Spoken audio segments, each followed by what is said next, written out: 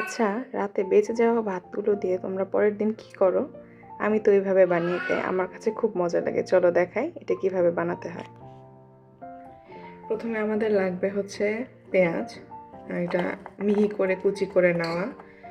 আর আমি 1 কোয়ার মতো রসুন কুচি করে নিয়েছি। যারা কাঁচা রসুনের ফ্লেভারটা সহ্য করতে পারো না, তারা চাইলে ভেজে নিতে পারো, আবার চাইলে এটা স্কিপও করতে পারো। এটা যার যার টেস্ট অনুযায়ী।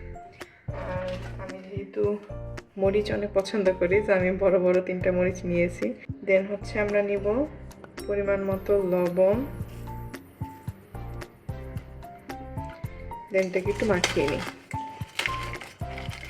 আমরা ছোটবেলায় যখন শীতের মধ্যে গ্রামের বাড়িতে যেতাম বেড়াতে, তখন আমার বড় কাকি বড় একটা বোলের মধ্যে এই ভাত মাখা করে আমাদের সব কাজিনরা একসাথে মিলে খেতাম। এটা খুব মজা হতো।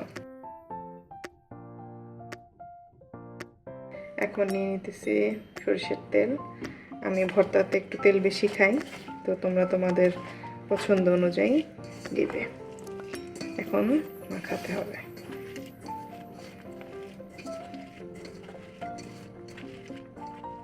দেখি চেক করে যে লবণটা কেমন হয়েছে।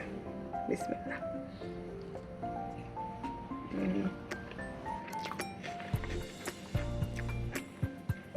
একদম ঠিকঠাক হয়েছে। ঝালও হয়েছে।